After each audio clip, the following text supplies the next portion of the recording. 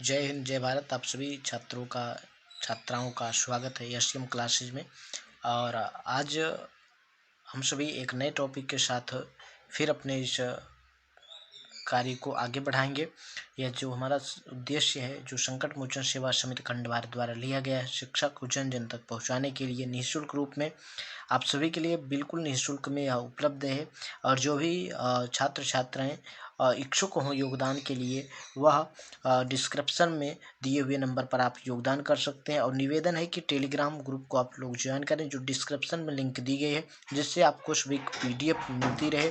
और जो भी दिक्कत हो आप वहाँ पर हमसे जो है बता सकते हैं और वहाँ पर हमसे डिस्कशन कर सकते हैं। तो आप सभी से निवेदन है कि जो भी नए हैं वो चैनल सब्सक्राइब करें और शेयर करें, दोस्तों को अपने इससे जोड़ें। और आज एक नए टॉपिक के साथ हम लोग बात करेंगे दिशा परीक्षण की, यानी आज हम डायरेक्शन टेस्ट के विषय में बात करेंगे। दिशा और दूरी भी के नाम से भी यह जाना जाता है, या जैसे दूरी और दिशा।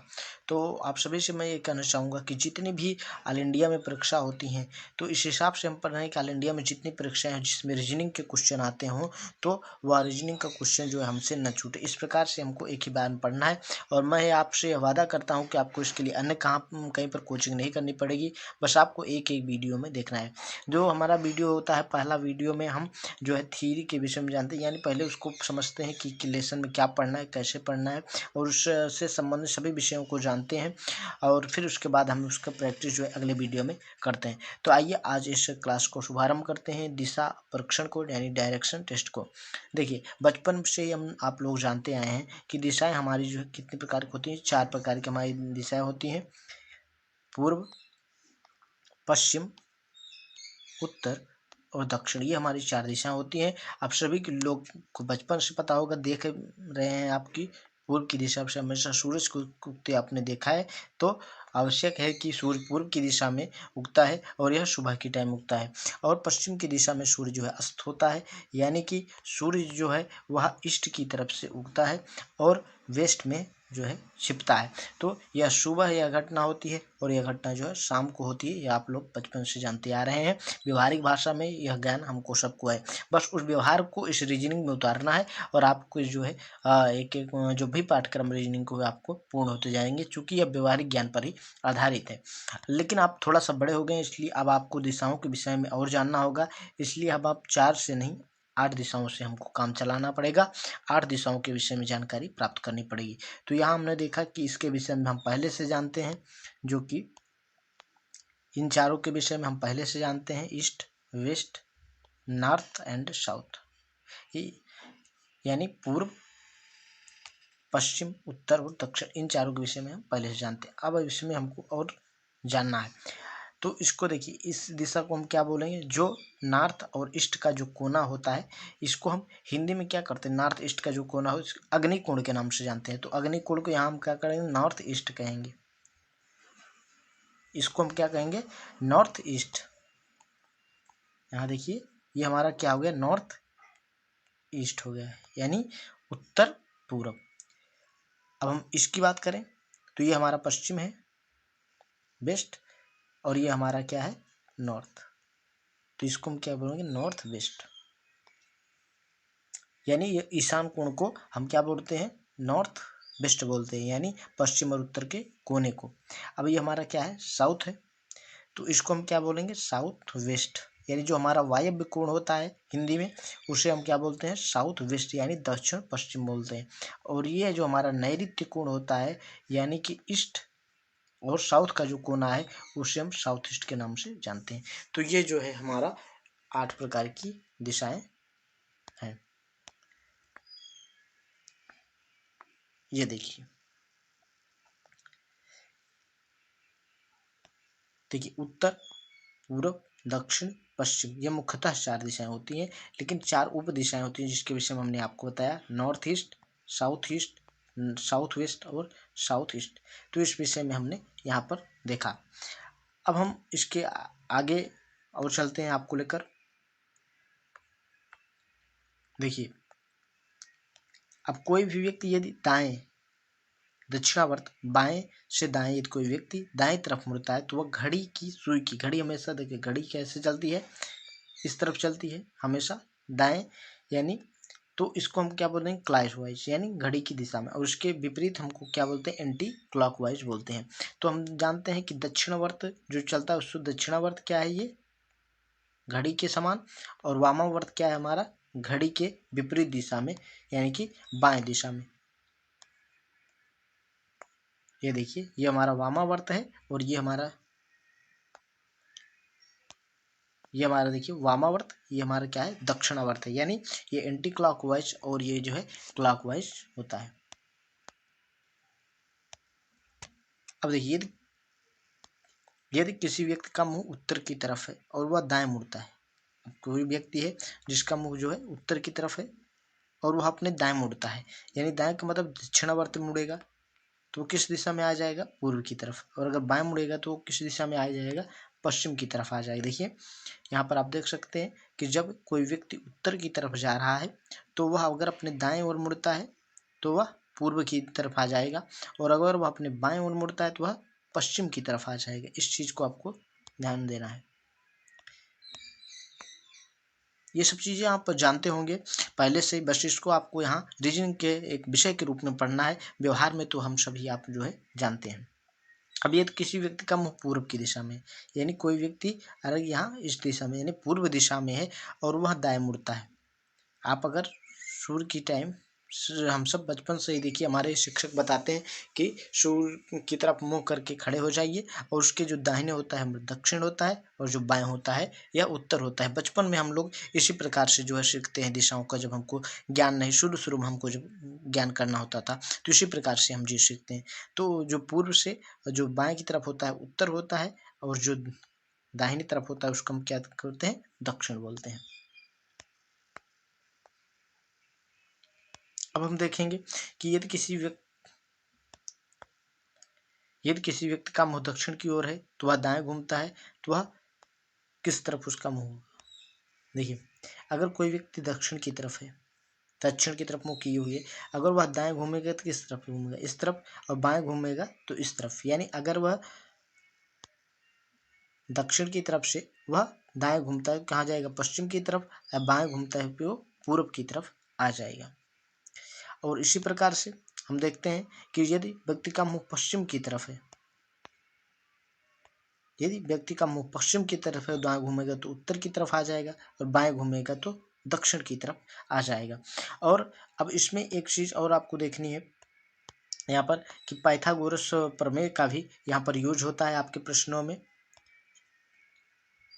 निकालने की। पाइथागोरस प्रमेय ये हमारी है, यानी कि कर्ण का जो स्क्वायर होता है वह लंब के स्क्वायर और आधार के स्क्वायर के बराबर होता है, और कर्ण के स्क्वायर को जब हटाएंगे यानी कर्ण बराबर अंडर रूट लंब का स्क्वायर इंटू आधार का प्लस आधार का स्क्वायर होता है, ये हम लोग जानते हैं। तो ये चीजें हमने जान ली। आइए इससे संबंधित हम प्रश्न को देखते हैं किस प्रकार से हमारे प्रश्न आते हैं। तो देखिए अब एक कार उत्तर दिशा में ए से बी तक 5 मिल जाती है, और तब दाहिने मुड़कर बी से सी तक 3 मिल जाती है, फिर सी से दाहिने मुड़ 3 मिल जाती है, और फिर डी से दाहिने मुड़कर पी तक 3 मिल जाती है। ए और पी के बीच की दूरी। अब देखिए एक कार उत्तर दिशा में ए से बी तक, ये बिंदु ए है, ए से बी तक कोई कार यहाँ पर जा रही है, ए से बी तक यहाँ 5,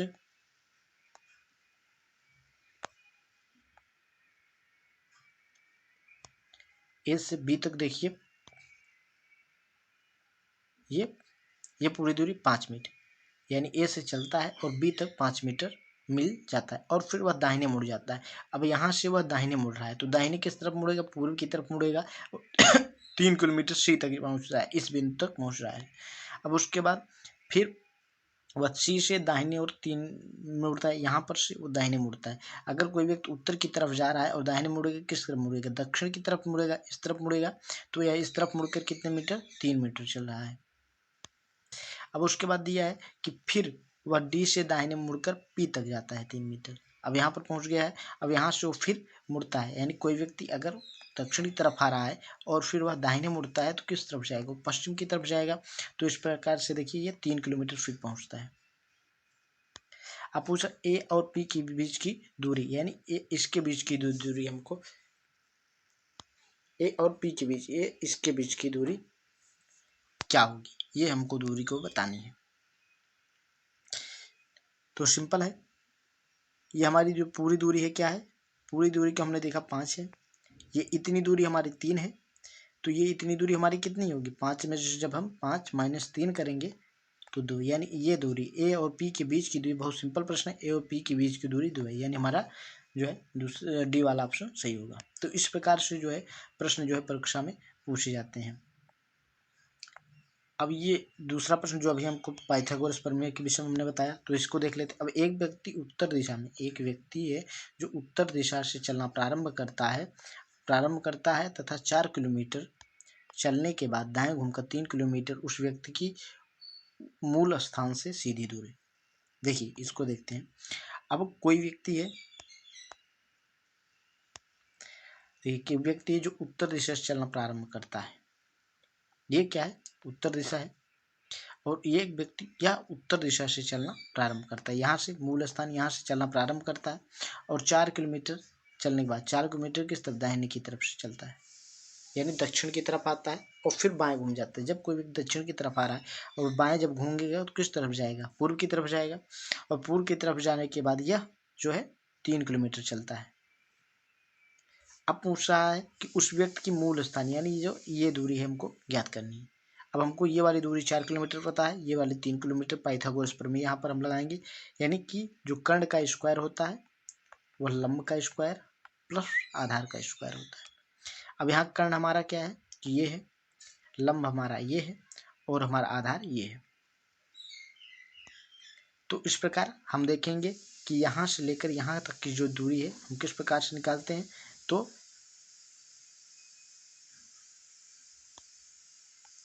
4 का स्क्वायर प्लस 3 का स्क्वायर, अब 4 का स्क्वायर क्या होगा 16, 3 का स्क्वायर क्या होगा 9, यानी 25।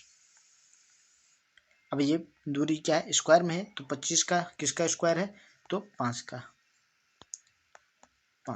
ये 5 किलोमीटर, ये हमारी दूरी आ जाएगी। तो इस प्रकार से जो है हमको प्रश्नों को देखना है। देखिए 5 किलोमीटर की दूरी आ जाएगी हमारे से।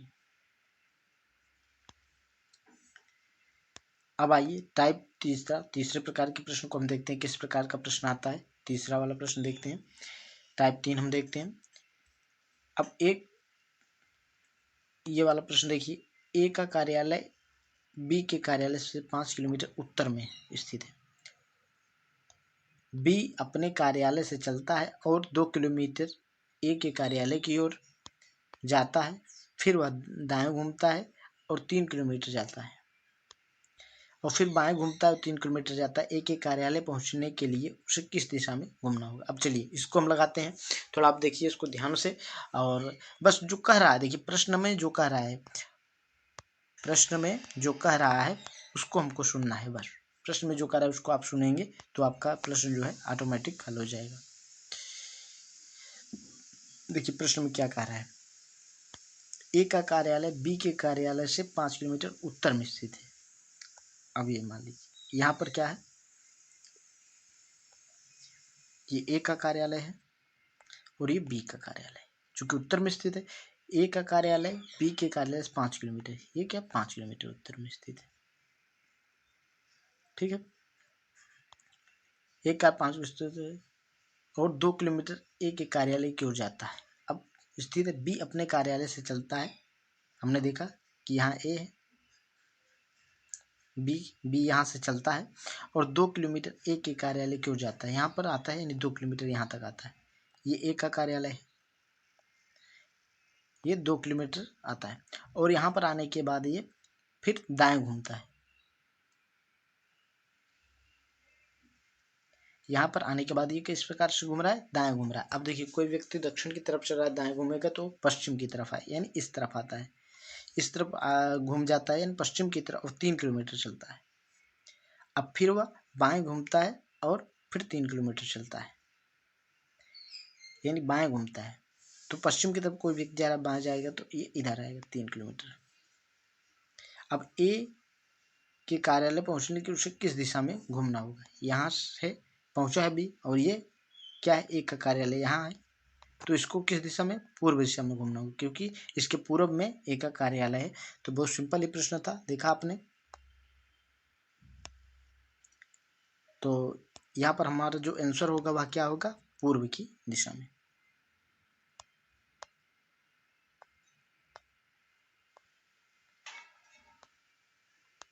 अब चौथा हम प्रश्न देखते हैं, किस प्रकार के प्रश्न चौथे आते हैं।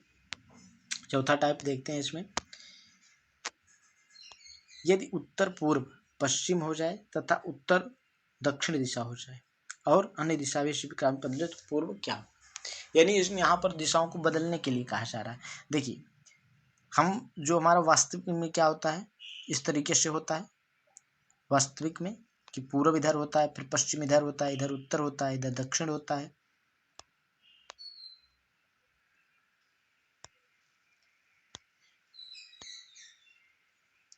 और ये उत्तर पश्चिम होता है, ये उत्तर पूर्व होता है, ये दक्षिण पूर्व होता है, ये दक्षिण पश्चिम होता है, ये हम लोग जानते हैं। लेकिन इसमें किस प्रकार से क्या कह रहा है उसको हम देखेंगे। यदि उत्तर पूर्व पश्चिम हो, देखिए उत्तर पूर्व को हम क्या लिख दें, पश्चिम।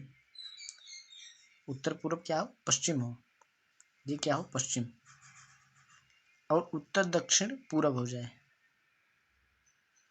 और उत्तर दक्षिण पूर्व हो जाए, और ये उत्तर दिशा है, ये क्या हो जाए, दक्षिण और पूर्व हो जाए। तो इस प्रकार से जब हम क्रम बदलेंगे तो हम देखते हैं कि जब हम क्रम बदलेंगे इस प्रकार से, तो उत्तर जो है ये देखिए 135 अंश से घूम जाएगा। और इस प्रकार से हम देखेंगे ये एक डायरेक्शन हमारा बनेगा, ये पूरा डायरेक्शन, यानी कि हमको 135 अंश इस तरफ से घुमाना है, इस तरफ से 135 अंश। जब हम घुमाएंगे तो जो हमको दिया है प्रश्न में उस प्रकार से हम पहुंच जाएंगे। तो इसमें क्या दिया था कि बदले तो पूर्व, इसी क्रम बदले तो पूर्व क्या होगा, पूर्व 135 अंश की दिशा में हो जाएगा, घूम जाएगा। यानी कि अतः चित्रानुसार क्या होगा, पूर्व जो है वह दक्षिण पश्चिम हो जाएगा, पूर्व दिशा जो है वो दक्षिण पश्चिम की हो जाएगी। तो इस प्रकार से ये प्रश्न भी परीक्षा में पूछे जाते हैं। तो 4 प्रकार के हमने प्रश्नों को देख लिया, और 5वें प्रकार के प्रश्न को हम कल देखेंगे अगले वीडियो में, जो घूर्णन संबंधित है कि कितने अंश पे घूम जाता है, इस प्रकार के भी प्रश्न आते हैं। तो हम देखते हैं 5 प्रकार का प्रश्न यहाँ पर हमने देखा। तो आप सभी वीडियो को, चैनल को सब्सक्राइब करें और शेयर करें ज़्यादा से ज़्यादा, क्योंकि यहाँ पर टॉपिक वाइज मैं आपको यहाँ पर थ्योरी बता रहा हूँ, अभी जब अभ्यास कराऊंगा तो आपको जो है पूरा समझ में आ जाएगा।